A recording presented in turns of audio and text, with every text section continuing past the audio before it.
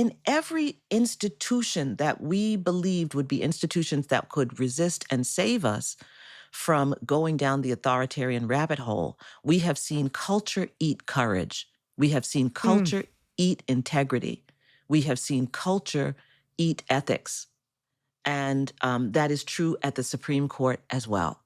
And so the yeah. resetting that we have to do is like it's got to come down to the studs. And we have to be having serious conversations now about what we want to see on the other side. When the history of this time is written, that history may very well say that the people, the ordinary people living in places like Minneapolis and Chicago and Portland, everywhere really, are the reason that our country dodged the autocratic abyss. But standing right there next to the people are the heroes, the advocates and the activists and the lawyers who have stood on the front lines in this fight for our democracy for decades now. And chief among them is this week's guest, Sherrilyn Ifill. Sherrilyn calls herself a democracy warrior, and she walks the walk like none other. The former head of the storied civil rights organization, the NAACP Legal Defense Fund, and currently the founding director of the 14th Amendment Center for Law and Democracy at Howard University. We call on Sherrilyn whenever there is news, whenever there's any kind of news, but especially when there's news made about voting rights, about civil rights, about this Supreme Court, you name it. So without any further ado, this is The Best People, and this is Sherrilyn Ifill. Thank you so much for being here. I'm thrilled to be with you, Nicole. I asked you before we started rolling if we were going to make it. And I guess more than anything else, that's the question that keeps me up at night. What do you think? Way to go to start with a small question, Nicole. I know. I was a terrible first date, right? I was like, how many kids do you want? No, I was a how terrible was your first date. day? Yeah. What kind of coffee are you drinking? But Okay. I feel Well, like Trump killed small talk. Like you got it, like what is there to like chit chat about these days? Does the you democracy endure? Feels like the only thing that matters. it does feel like a top tier question you gotta clear that question first. It's interesting to even ask that question, are we gonna make it? And the question, of course, is, are we gonna make it as a democracy? Are we gonna make it as an America that any of us really actually want to live in? And my answer to that is yes. And I do believe that. I do believe it's going to get worse before it gets better. But I do believe that ultimately, not only will we be in an America that at least holds the core markings of a democracy. But I actually believe that this time, when we are past this moment, and I admit it's longer than a moment, but when we're past this moment, we will have a unique opportunity to actually build the country that we want. The country that I've been fighting for is not the country that existed before 2016, right? Because there were still rampant injustice and all of the things that I think have been conspiring together to make our democracy weak have all been there then, and they were not created by Donald Trump. I have often called him an accelerant, and that's what he's done. So on the other side of this, we have a chance to build a stronger democracy that is resilient to the inevitable winds of would-be authoritarians who will try to destroy it. We're not the only ones. We just watched Hungary finally overcome Viktor Orban. We're not the only ones. And I think the story of American exceptionalism made people believe that it could not happen here. But we had all the ingredients. In fact, we have more than some countries, the ingredients that anyone who wanted to be an accelerant could use to unravel democracy here. And that's what we have to confront and then build on the other side something stronger and more resilient. Do you think he came in aware of those conditions and had a strategy to capitalize on them? Or do you think he sort of accidentally tapped into the nativism and the isolationism and the racism and stumbled into victory? that. I don't, I mean, Donald Trump is not a subtle thinker Hmm. at all, but he is very effective at understanding the kind of raw animal core, you know, of this Hmm. country. And uh, there are elements in that raw animal core that make us quite vulnerable. You've identified some of them. Absolutely, racism and white supremacy is one. He absolutely tapped into that, and he Hmm. started it. But long before he came down that escalator, he started it when he was demanding President Obama's birth certificate. It was a way of signaling that what he regards as the illegitimacy of the first Black president. That resonated for many people, as you know, and that was a sign. He recognized that he's always been an unrepentant racist, but he understood that he could tap into that.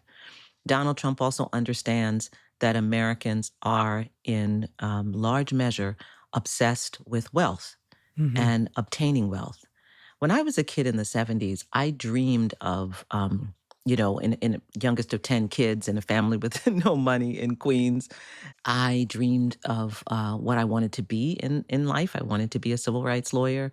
And I also dreamed of being really comfortable, of having a house and having a nice car. I don't think I ever thought about being a billionaire. That was just not something that was on the radar. Around about the 1980s, there was a kind of a change in the zeitgeist during the period Hmm. of Ronald Reagan as president. You know, it was Lifestyles of the Rich and Famous was on every Saturday, and I watched it religiously. Many people Me did, too. and yes, and The Wall yacht, I Street think that greed was is good. the first time I saw a Yes, yacht was on the Lifestyles of a the Rich and yacht, Famous. I was like, exactly. whoa, where do you Champagne go in dreams, that? you know. Yeah. How lavish a lifestyle would you lead if you were the richest man on earth?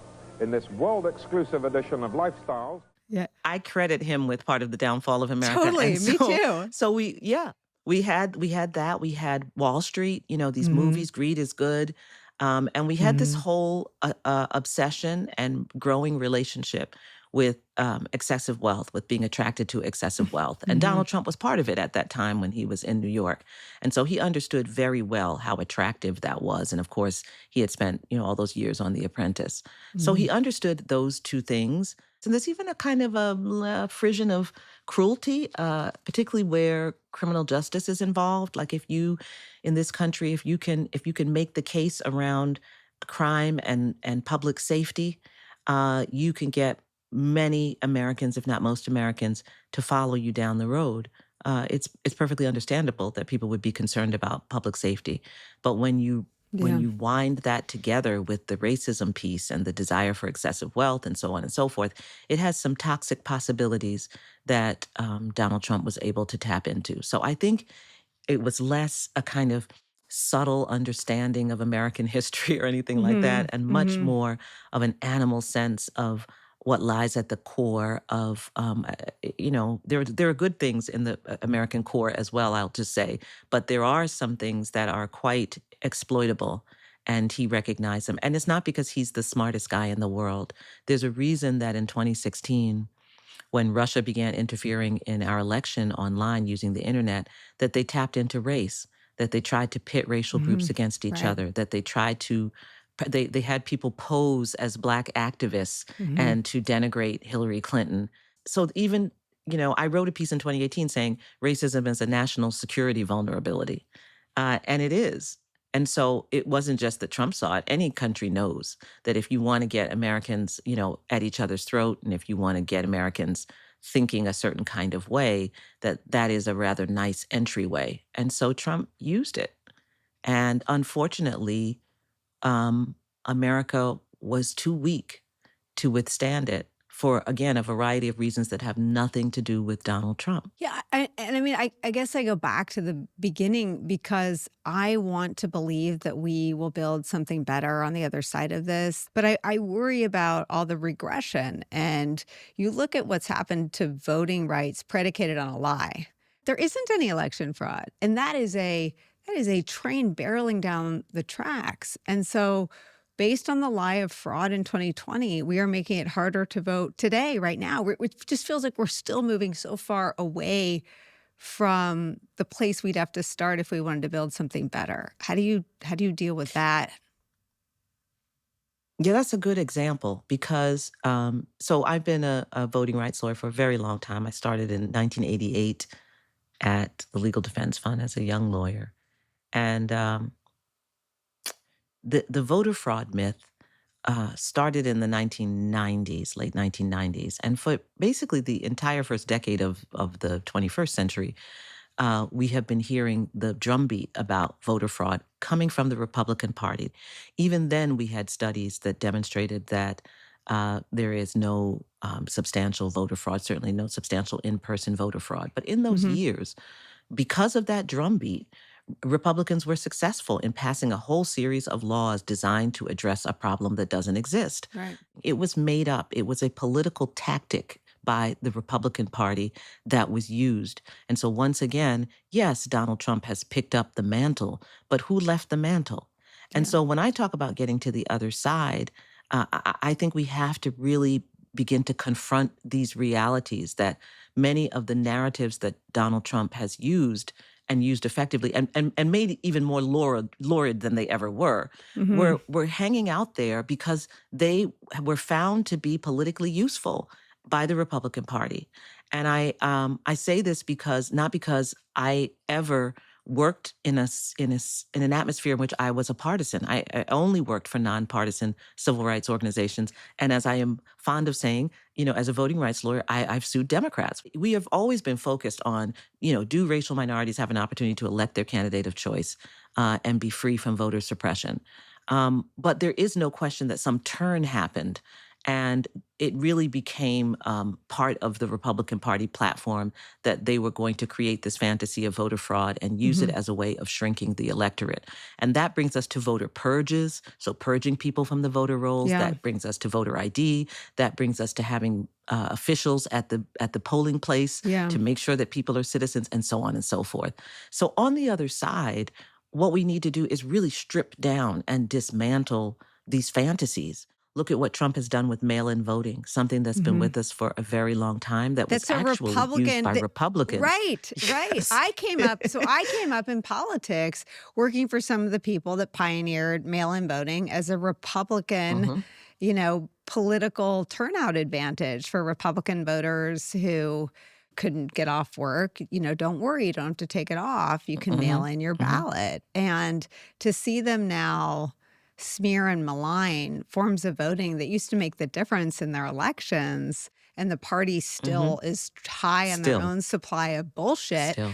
I find that is sort of argues against the optimistic belief that on the other side we'll build something better. It seems like we have to. It seems like whatever he puts in place of the East Wing, it seems Hmm. like Hmm. like we're going to have to demolish a lot of bad, faulty, unsound stuff before we get I to the other think so. side. The stripping that has to happen is going to be a stripping of the way in which parties have conducted themselves as well. It's Yeah. it's it's not going to be Donald Trump leaves and then we begin again. It's Right. actually not going to be that. It's actually going to be Donald Trump leaves, and then we have to look at the other institutional elements that have allowed our democracy to become weakened.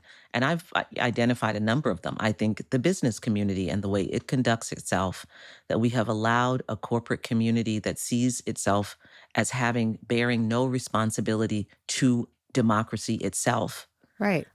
but simply to maximizing profits for shareholders. We have allowed that.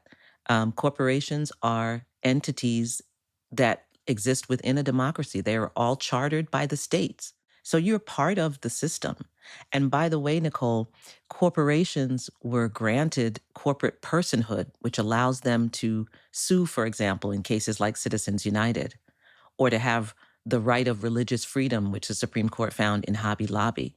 They were granted corporate personhood under the 14th Amendment of the Constitution, the provision that was created for the full citizenship of Black people. We're having all this conversation about birthright citizenship now. But the 14th Amendment was also created. That equal protection clause was created for the full and fair and first class citizenship of Black people. But in the 1880s, the Supreme Court decided that corporations were also persons who were entitled to equal protection of the laws. So they are getting things from the democracy, but they would articulate their responsibility as purely to their shareholders. Which I don't We've allowed that. understand, but and it's demonstrably wrong.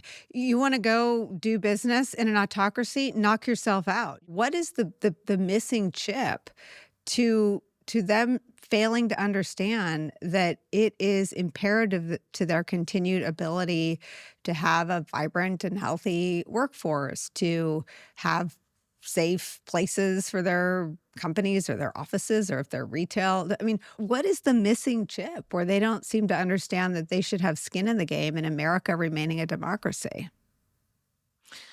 Every American institution develops a culture. There's a culture on Capitol Hill, for example, right? So very often, ordinary people say, why won't they do this or this? Or why are they shaking hands? Why do they keep talking about bipartisan things? Why do Why they won't need they the blow up the filibuster? All the filibuster? things. Yeah, Yeah, yeah. exactly. All the things. Yeah. And institutions become captured by the culture that they have created, Yeah. right? So I've had the filibuster conversation. I mean, I had countless filibuster conversations with Joe Manchin, who About voting it is rights, essential right? to, Yeah, and about the filibuster because we wanted yeah, to try and get a voting rights bill, yeah, before Congress yeah. in 2022. And he would just insist, he equated the filibuster with democracy. And I just was so confused by that. And so, they get captured by their culture. The Mhm, Democrats also did not want to blow up the filibuster. So mhm, I think the business community also has a culture.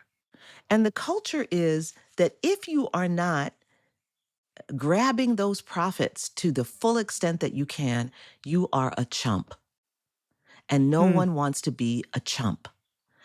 If you look at how they have behaved over the past 2 years, business leaders, some of whom I have had the occasion to be engaged with and who I mhm, know are decent people, to stand in the Oval Office with Trump while he offers the most grotesque and macabre vile exposition on Somalis in our country, and they stand there silently, refusing to absent themselves.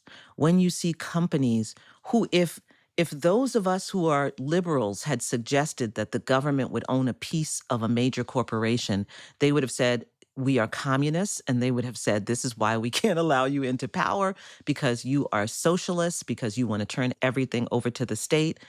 But I watched and you watched NVIDIA give up 10% of its corporation to the United States at the demand of Donald Trump. And there are 5 other companies that have done the same. Corporations who have given up part of their ownership to the United States.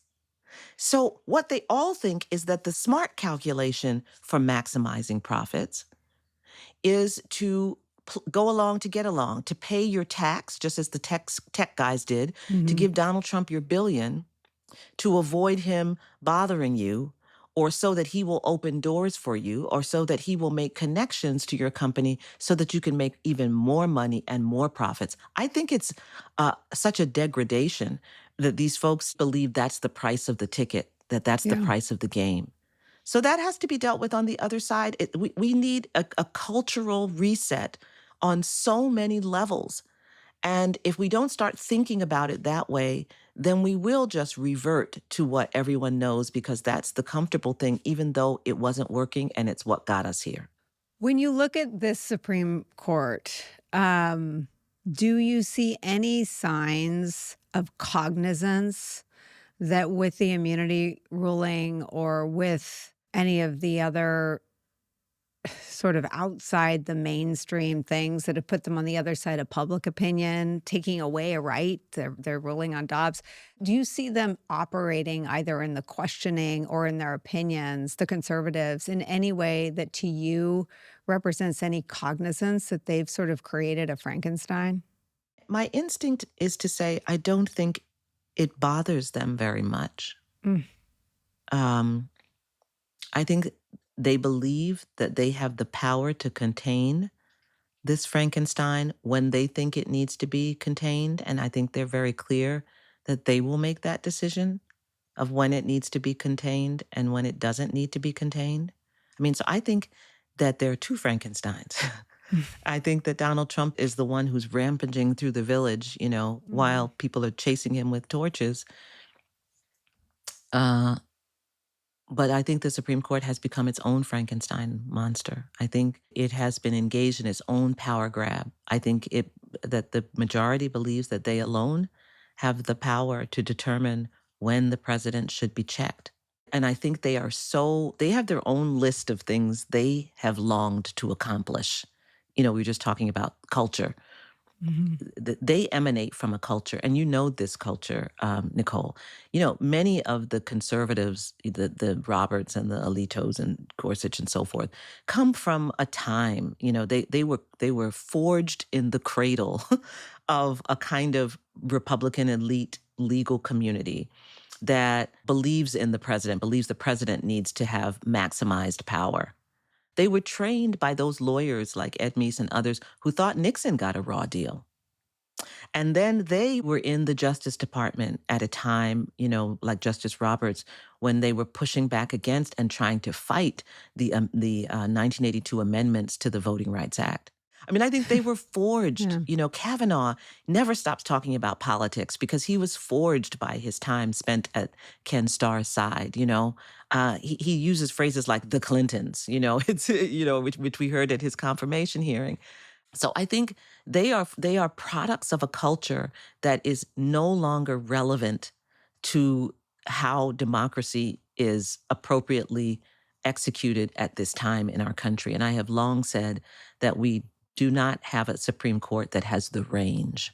We do Yeah. not have the Supreme Court that we need to be the kind of court that has the power to say what the law is in the 21st century in a multiracial America of 340 million people.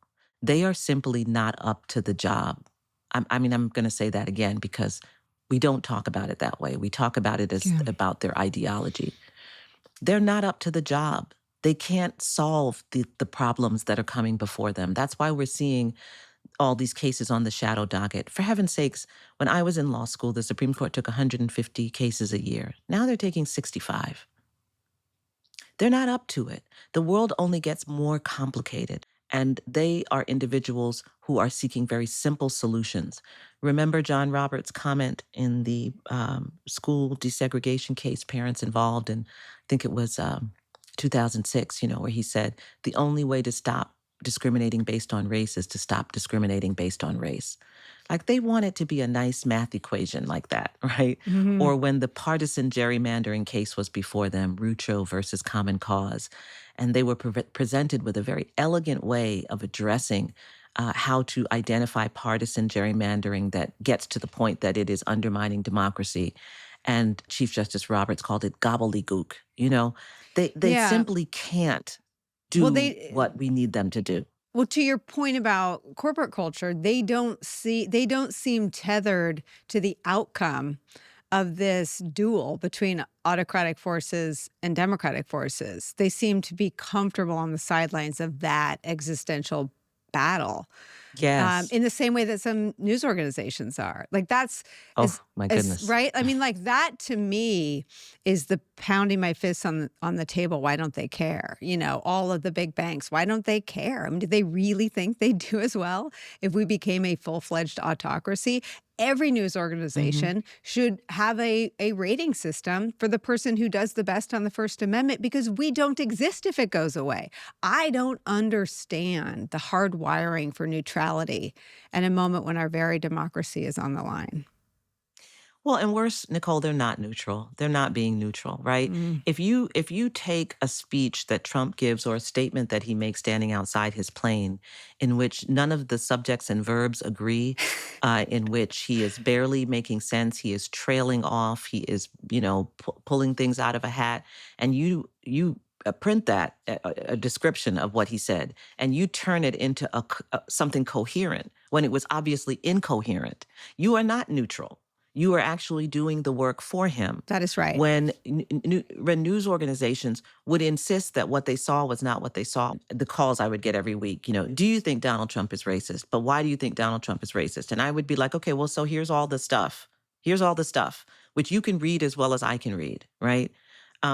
Why are you asking me that question? You need a Black person who's a civil rights lawyer to say that the president is racist, when the Department of Justice said he was racist, when he has made all of these racist statements, when he called for the execution of these young black boys who actually were later exonerated, and when they were exonerated, refused to retract what he had said before, when he was involved in the birther stuff, when he said during the campaign that the Mexican-American judge that was deciding one of his cases, that he couldn't decide in my favor because he's Mexican and we're building a wall. I mean, Hmm. when he's palling around with Proud Boys and white supremacist groups, when he recently said that the Civil Rights Act harmed America, the Civil Rights Act, which ended racial segregation in public accommodations, why are you calling me to ask me that question? There is such a thing as racism, and it is in law identified and proven by objective facts. Do Hmm. people understand that? I know people are very upset about calling people racist and that this is a terrible thing. But in law, I'm a lawyer. When we charge someone with racial discrimination, when we file a claim, we have to prove that claim. And the Supreme Court has given us factors that bear on the question of whether the person has engaged in racial discrimination. That's what I operate from. I don't care about anyone's feelings. I don't care if Hmm. they say they never see race. I don't care if they say, I don't care if you're black, purple, or red. That's usually a sign that they are. But in any case, I don't care if they say any of those things because as a matter of law, as a matter of public policy, it is not actually about whether you are a good or a bad person. It is provable by objective fact. And when news organizations refuse to do that, refuse to do that work, refuse to assemble the objective facts and come to the conclusion, then they are not being neutral. They are putting their finger on the scale and they are gaslighting those of us who are willing to do that work. And they And make I us look think that radical. I think it they happens make us look crazy. if every time we covered Access Hollywood, we described Donald Trump as saying he could grab women in the pussy, I'm not sure he would have won. Yes. But because that word is so abhorrent, we said grab women in the Yes. bleep or grab women between the legs. He tweeted on Easter Yes. Sunday about closing the fucking Oh, straight. But because saying fucking at 4 p.m. is offensive and polarizing, it's like fingers on the chalkboard. I think I've said it 3 times, which is probably 3 times more than most. But if we said that the president of the United States of America in the middle of a hot combat war with Iran said mhm. you fucking open the fucking straight, he might be perceived differently even by his own base. I think it's more than putting the finger on the scale. I think it endangers the people who were sort of standing there saying the emperor is buck-ass naked. And I wonder how in year 9, when he's so plainly out of his mind, we still don't know how to cover him. Nicole, you know this. Most of the people who are the pundits on in mainstream media, especially 15, 20 years ago, were not people who know very much about race or who feel comfortable talking about race. And so they didn't. And so they turned the whole conversation into one about economics, ignoring the racial piece that actually was the Mm. stalking horse for Trump. So they were playing to their own strengths. They were going to diners and interviewing people who voted for Trump and, endlessly excusing their views about Trump. And so the media has failed us because they have a culture. Look at you're having a White House Correspondents' Dinner that's going to celebrate Trump. That's going to celebrate Trump, who just this past year, is calling reporters piggy and is Pete, calling them nasty and rude. And what kind of culture has been yeah. created Pete in Hegseth the is going to be media there, that who kicked the press out. Pete Hegseth is an invited guest of CBS. They invited him as their guest as he's at war. It is like sitting down with your abuser. But it begins with not standing up for one another. In Trump 1.0, when Trump was calling out reporters and being cruel to reporters, and the next reporter doesn't just repeat the question that the reporter who was chastised asked, they try to go on. That's a culture that you want to get your question answered. So you're not going to stand in solidarity with the team of people that you work with every Yeah. day. That has Yeah. to be culturally changed. So all of these are pieces. Do you remember when people told us the generals will refuse to go along with this? Well, we watched all of those generals sitting in that room while someone like Pete Hegseth, who's not fit to shine their shoes, disparaged them all. He called them from all corners of the world, which in and of itself was insane, and then talked about how we're not going to have fat people in the Pentagon, and we're not going to have DEI, and we're not going to, all of this was happening. So in every institution that we believed would be institutions that could resist and save us from going down the authoritarian rabbit hole, we have seen culture eat courage. We have seen Mm. culture eat integrity. We have seen culture eat ethics. And that is true at the Supreme Court as well. And so the Yeah. resetting that we have to do is like it's got to come down to the studs. It's Mhm. got to come down to the studs, and we have to be having serious conversations now about what we want to see on the other side, which is one of the reasons I started the center at Howard. It was like, can we start having the conversations now? I know it's not over yet. I mean, we still have to Mm. fight, but when it goes fast. Fast. Mhm. It goes fast, right? So Mhm. we don't know when it will go, but when it goes, you're on that other side. And now what? Yeah, I mean, like in Hungary, they're going to investigate now why Hungarian people's money, taxpayer money, went to CPAC. Yes. So, like the investigations, CPAC. CPAC, it's insane. I want to come back to the Supreme Court and ask you, like, I find the federal courts to be almost universally reassuring. I mean, he has been stopped almost maybe 80-90% of the time by district courts and by judges that, sort of with the exception of the 6 conservatives on the Supreme Court, and I guess with the exception of tariffs. How do you explain the delta between all the judges not just saying no to Yeah. him, but rebuking him? I mean, they have been fearless, and they have universally articulated the law and pointed out when Trump is breaking it. What explains the delta between their rulings and their tone and their near universal willingness and fearlessness in calling him out, and the very different result he gets at the Supreme Court? I have the answer.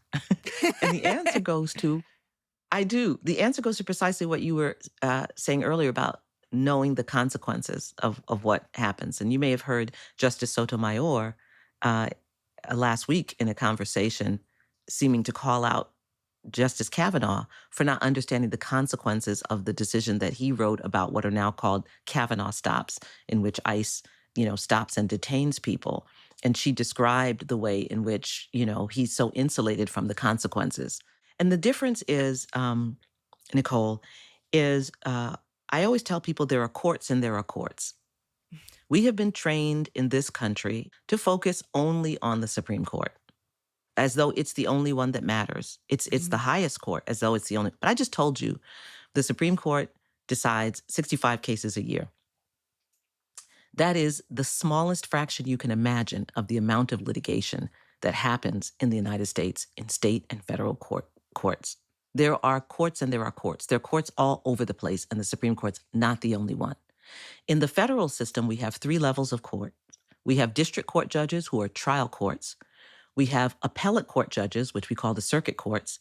And then from there, cases go to the Supreme Court if the Supreme Court chooses to take the case. Mhm. And what you're seeing right now is a battle between trial court judges and the Supreme Court. Trial court judges are doing a different kind of work than the Supreme Court is doing.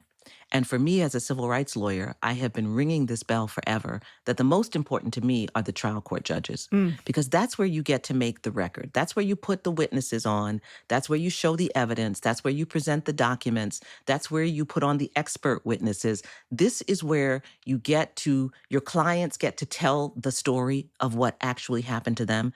And when trial judges are faced with that evidence, they have to make a decision. They make what's called findings of fact. In our legal system, findings of fact are considered the province of the trial court, and therefore they cannot be overturned by the appellate court, the circuit court, or even the Supreme Court unless they are clearly erroneous. What you are seeing are trial courts who are getting the factual information about what happened to Kilmar Abregu. They're getting the information about what ICE knew and what they didn't know. They're getting the information about whether he had charges against him or not. They're getting the information about what was said before the person was shot. They are the people who know what actually happened. And so what you're getting from the trial judges who know, and it's not that they don't know law also. Mhm. They are bound to apply the law as it exists. With the facts. as stated by the Supreme Court, to the facts of the situation. And that's what they are doing. That's usually about as authentic as it's going to get at the trial court level. What we are seeing, though, particularly at the Supreme Court, is the Supreme Court engaging in shenanigans because the trial court record has become inconvenient for them. So they're deciding things on the shadow docket, Mm. or they're misrepresenting what happened in the trial court. I mean, when I read the concurrence that Justice Kavanaugh wrote in the case out of California about these stops, case that was brought by Latino American citizens who were worried about their rights being denigrated, his description of what these stops were like read like he had gotten it off of the ICE website. All of us have seen what these stops look like, right? And the trial judge saw what the stops looked like and had the evidence and the testimony of witnesses and of the parties who described what happened to them when they were stopped in their own backyard and so on and so forth. So what you're seeing then is a Supreme Court that finds these factual findings inconvenient, and they have therefore recast these factual findings as the district court somehow being insolent and refusing, right, to follow Yeah. our cues. Our cues are that we think this is okay, and the district courts are resisting that. That's how they're recasting the district courts who are doing their jobs, and they are courageous. Yeah. History will write the stories of Judge Chutkin and Judge Boasberg and Judge Ali and all of these judges who at the district court level are doing their job and applying the Constitution. They are Mhm. Article III judges. They are also federal judges who sit for life. They also have lifetime tenure, right? We need to understand that they are just as legitimate, and what they are doing, the records they are creating, are why we know a lot about what has happened in these ICE cases, Nicole. Exactly. Not because of the Supreme Court. We know what happened because of these cases and because of the record being created and the trial judge's willingness to let us hear the evidence that they are hearing. I think all the time, too, about the disparity between how those judges who have to interact with the clowns that are left at DOJ. I mean, basically, district judges appointed by Republicans up to and including Donald Trump have rebuked countless DOJ attorneys and U.S. attorneys. Those offices have been purged of people with competence and morality, and they've been filled with, I don't know, people that are willing to do Donald Trump's bidding. And they've been rebuked by those judges you're describing. And then you watch Sauer in the Supreme Court, and he's treated so differently by the conservatives on the Supreme Court than the judges appointed even by Donald Trump treat other DOJ officials. Well, there's another one, the legal profession also. And I'm proud to say that there are many aspects of the profession that are doing self-examination and trying to do some reckoning. I've been very gratified to see state bar associations taking up these disciplinary proceedings against lawyers who are lying and violating our ethical code. That is yet another culture that has to re-examine itself. We're a profession. Professions have codes, right? If you are an Yeah. architect, you can't just build a building any old way, right? Unless there you're are building actual Trump's things. ballroom, right? Unless you're building the ballroom or a certain, high-rise buildings in Florida. But you have a code, and we are bound by an ethical code as lawyers, and we take an oath. I would challenge anyone to suggest that they are more zealous in their representation of their client than I have been over the years. But I still, even in that zeal, would never lie to a federal court judge about what I have done in a particular case or about what my client has done, about whether I have allowed the removal of my client from a particular place. I would never tell a federal judge that I didn't follow your order because it was verbal and not written. I wouldn't make misrepresentations about what a case actually stands for in a filing that I make with the court. I wouldn't do it. It is beyond the pale of our ethical responsibilities as officers of the court. And that we are seeing successive waves of lawyers, first in the Trump election cases in 2020, and now lawyers who actually work for the Department of Justice, engaging in that kind of conduct before federal courts. I think it's doing a grievous injury to our Hmm. professions. I ask law firms after these issues come out and the judges issue these decisions in which they're rebuking these lawyers, what do you all say to associates in the law firm? Do you all just eat lunch in the lunchroom? You just pass them in the hallways? Or do you call meetings? Do you talk with them about what is acceptable and unacceptable? Are you allowing this to go forward without commentary?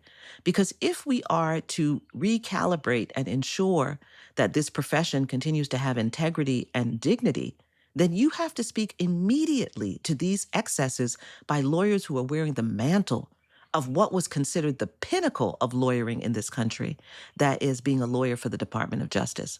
So, this is yet another area in which these institutions are being unraveled. And that institutional work can start now. That's part of how we make sure on the other side, Nicole, that we are doing the work. Why wait? We don't have Yeah. to wait to have these conversations as media, as business leaders, as the legal profession, as judges. We can be working on this now and should be working on this now. I want to come back to your point about, you know, racism and about the price of eggs and economic anxiety, because I feel like we did this again. I mean, he acts insane, but if insanity is doing the same thing over and over and expecting a different result, many well-intentioned people shorthanded the 24 election as an election about anxiety about the price of eggs. How do It's just, how do people who want to do better keep getting that wrong? I, they get it wrong because they want to. They want to not have to confront the truth about what lives in our national DNA. Which is, The force of white supremacist ideology in our country seems so overwhelming and so unsolvable that people feel like you can solve economic issues. And so they tell themselves once again that it's math. You know, if people just do better, then it will all go away. And it's simply not true. It is its own independent thing. It is a phenomenon. The framers of the 14th Amendment, the Reconstruction Congress, knew that's why they created those constitutional amendments, because they did not expect it to go away anytime soon. It became clear to them that this would need to be embedded in the Constitution because they believed that the white supremacist ideology and the spirit of it, they believed that the spirit of insurrection was something that was deeply embedded in the DNA of this country. And they tried to create constitutional amendments that would protect our country against those things that live within us. And I think people covering and talking about our elections and our political system, these are people who lived through Willie Horton. These are people who know these. President Reagan started his campaign in Philadelphia, Mississippi, and gave a speech about states' rights. That was his campaign kickoff. What were we supposed to do with that information? What were we supposed to do with the information about he and Richard Nixon calling Black people monkeys? And what were we were supposed to just forget that, and you all were conveniently forgetting it. And so there's just a kind of habit that's developed that that's what we shouldn't be talking about, and that when we assign the issue of race as a explanation for some of the political problems in our country, that's lazy. That's what we're told. When in fact it is lazy to deny the truth of it. And denying the truth of it is just it's just undisciplined and ahistorical. And that's why I describe it as DNA, Nicole, because it's not, again, about whether one person is a good person or a bad person. Just have to know mhm, what's in the DNA of your mhm, country. When mhm, you go to Germany and you're in Berlin and you can't walk 10 steps without tripping over markers on the sidewalk that are telling you where there was a work camp down the street that mhm, looks perfectly lovely and ordinary, but they're going to tell you that mhm, this was where mhm. a concentration camp was, or this was a work camp was, or this is where they had the conversation about what they were going to do to Jewish people, right? Why do they do that? What are they trying to accomplish? They are recognizing what's in their DNA. And they are trying to guard against the worst manifestation of it by the constant reminder of what it was like when there was the worst manifestation of it. But no, we Mm. have a president who is returning Confederate monuments back to their place, right? And Because erasing we're doing the history. exact Yeah. opposite. and erasing history because we don't want to admit what's in our DNA. And the reason I say in our DNA is because you probably have things in your family DNA. You know, I have diabetes in my DNA. I'm not mad at my DNA, but knowing that there's diabetes in my family, I do certain things about my health to guard against the worst manifestation of it. I can't remove it from my DNA. Right. And we will never remove white supremacist ideology from the DNA of this country. But we can do things that would protect against the worst manifestation of it. And that's what happened after the civil rights movement. The Why does reason we that thought our country was scare? moving, Why does it scare I don't people? know. I mean, we had created a set of norms and a set of laws and a set of social contracts around how we dealt with each other. That's why you couldn't say certain things in the workplace. That's why you couldn't call women certain things. That's why you didn't use the N word. That's why, right? And to turn something like DEI, three of the most, the softest, most sleepy words in the English, diversity, equity, and inclusion, to turn that into a slur that's used to denigrate any Black person of achievement or any Black person of success is a disgrace. So what we learned, Nicole, is that those agreements we came to after the civil rights movement, including civil rights laws that ended segregation in public accommodations, that supported voting rights, that tried to stop discrimination in housing, and that created this social contract of how we talk with each other and how we move with each other and the kind of inclusion we were trying to create. Apparently, there were a set of Americans, white Americans, for whom this was just too hard. And they Yeah. felt that they were put upon by this. And in comes Donald Trump, who says, you don't have to do any of that. You can just be who you want to be. And Me Too was part of this too. You don't have to worry about how you talk to women or whether you made a joke that might be considered sexist in the workplace. This was a way of just unleashing everybody, of unraveling the social contract that we had created, which any country trying to be a true multiracial democracy would have to make.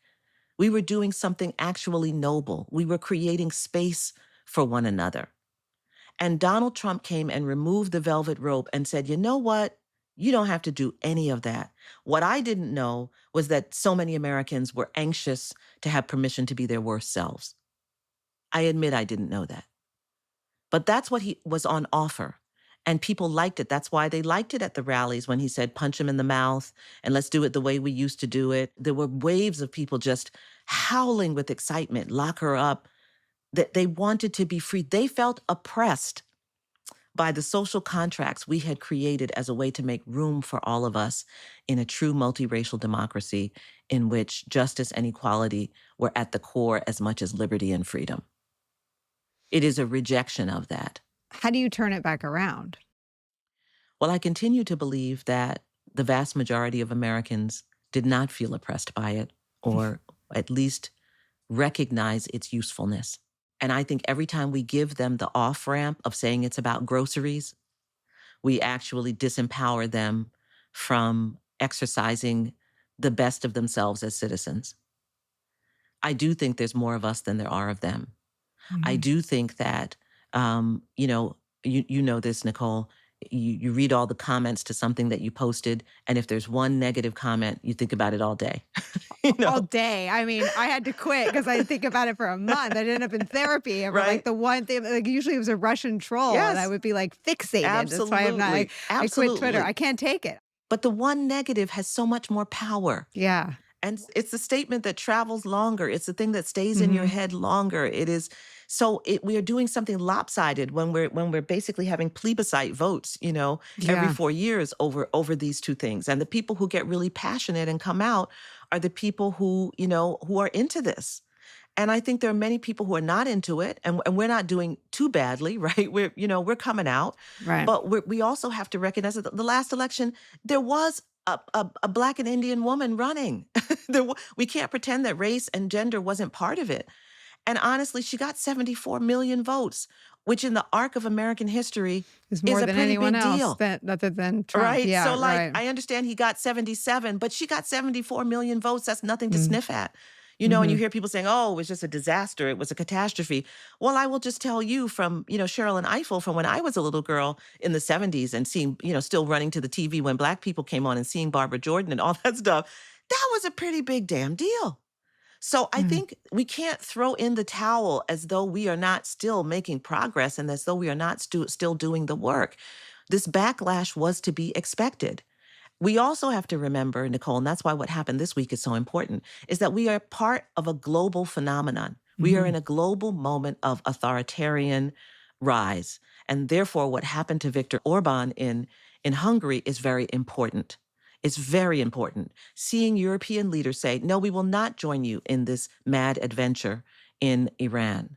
Seeing Canada say, we would love to be part of the EU, right? Yeah. We cannot allow someone to make us part of an axis. If those of us remember our World War II when there was the Allies and the Axis, Trump Hmm. wants us to be in the Axis with his buddies. He wants Right. us to be with Putin. He wants us to be with North Korea. Right. That's what he wants.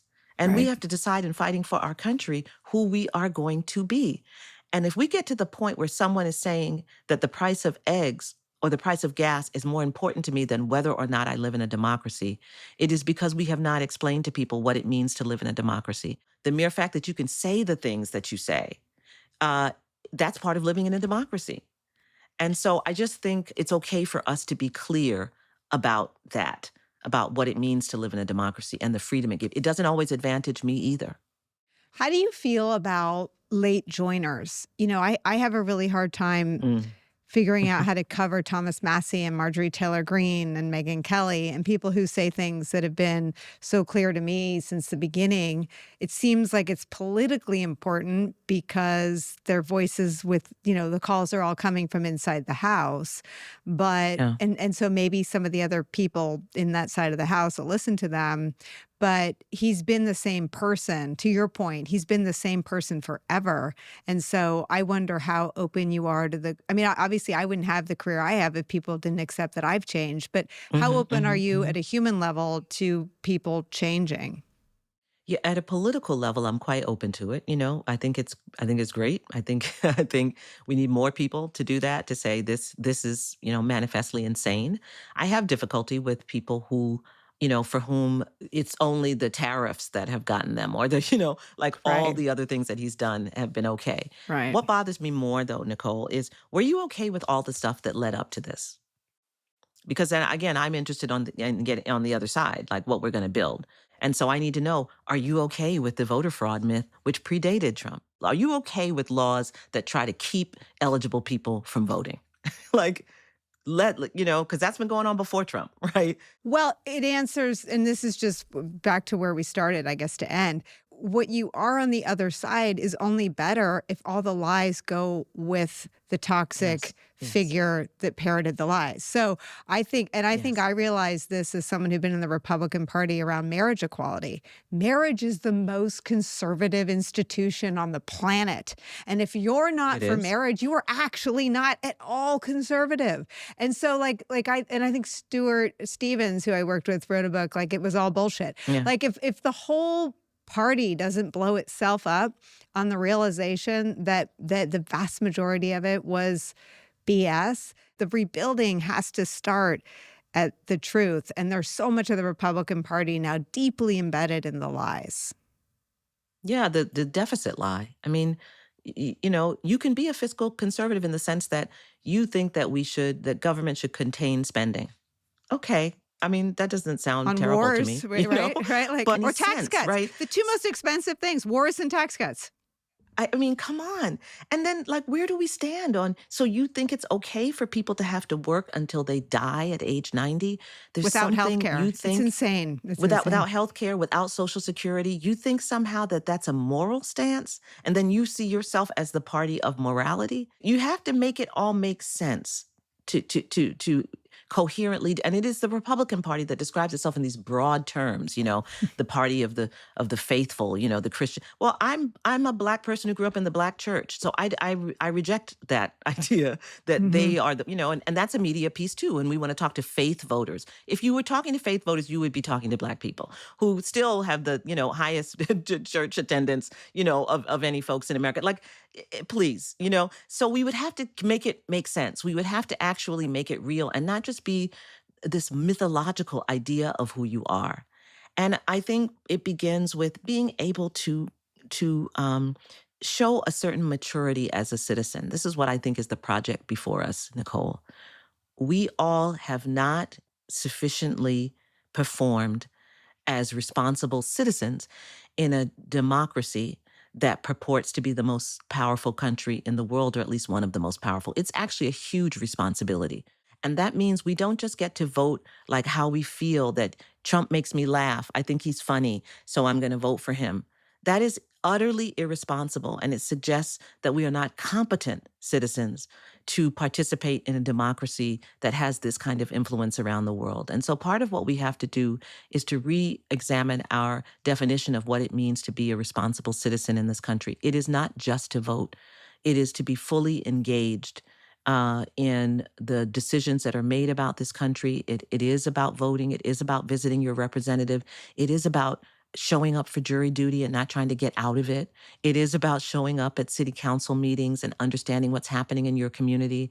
It is about making sure that your local police department understands what you expect of them when they approach young people. It is about caring about those who don't have the money for private school and those who need an opportunity to learn and to expand their wings and their imagination.